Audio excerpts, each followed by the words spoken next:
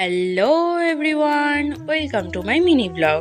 কেমন আছো সবাই? আশা করছি সবাই খুব ভালো আছো, আর আমিও কিন্তু খুব ভালো আছি। দাদা রিসেপশন ডে ভিডিও নিয়ে আমি ভিডিওর শুরুতেই আমি প্রথমে লাঞ্চ করতে চলে এলাম। আমাদের বাড়ির কাছেই খুব সুন্দর একটা লজ ছিল, সেখানেই রাতের অনুষ্ঠানটা হচ্ছে, তাই দুপুরের খাবারের আয়োজন সেখানেই করা হয়েছিল, তাই তাড়াতাড়ি করে দুপুরের খাবারের সব কটা আইটেমই খুব ভালো লেগেছে আমার, কিন্তু সব থেকে যেটা বেশি ভালো লেগেছিল এই চাটনি আর পায়েস। এডিট করার সময় তো আমার পায়েসটাকে দেখে আবার জিভে জল চলে এলো, সত্যি সেই তারপরে সন্ধে হয়ে গেল আর আমি 2 ঘন্টা ধরে সেজেগুজে চলে এলাম। কি সেজেছি আমি জানি না, তবুও আমার 2 ঘন্টা লাগলো। এসে দেখি কোণে তো একদম রেডি, আর আমি ফটো তোলার একটাও সুযোগ পাইনি। তবুও কষ্ট করে একটা ফটো তুলেছি, কিন্তু ভিডিও করার আর সুযোগ হয়নি, তাই ফটো ভিডিও ছেড়ে চলে গেলাম স্টলে গিয়ে দেখি momo, phuchka, pakora, dry baby corn, lassi সব কিছুই ছিল।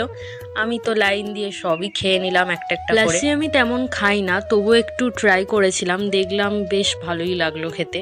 তারপর স্টলে খাওয়া শেষ করে চলে গেলাম মেন আইটেম খেতে। মেন আইটেমে তো অনেক কিছু হয়েছিল, তাই প্রথমেই চলে এলো পনির পাসিন্দা সস আর স্যালাড। পনির পাসিন্দা সস দিয়ে খেতে তো আমার বেশ ভালো লাগলো। তারপরেই চলে এলো কুলচা আর মাটার পানির। কুলচা তো আমি অনেক দিন পর কোনো বিয়েবাড়িতে খেলাম। কুলচাটা তো ভীষণই সফট ছিল, মাটার পানির দিয়ে স্যালাড দিয়ে খেতে তো আমার দারুণ লাগলো। তারপরেই চলে এলো পোলাও আর দই কাতলা। মাছটা ভীষণই ফ্রেশ ছিল আর অসাধারণ লাগলো খেতে।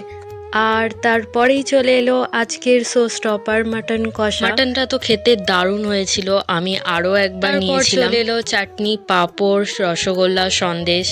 তো ভিডিওটা তোমাদের কেমন লাগলো অবশ্যই কিন্তু কমেন্ট করে জানিও। আর বিয়েবাড়ির ভিডিও এই পর্যন্তই, দেখা হচ্ছে তোমাদের সঙ্গে অন্য কোনো ভিডিওতে। আমার অন্য ভিডিওগুলো দেখার জন্য অবশ্যই চ্যানেলটাকে সাবস্ক্রাইব করে রেখো। এখন টাটা।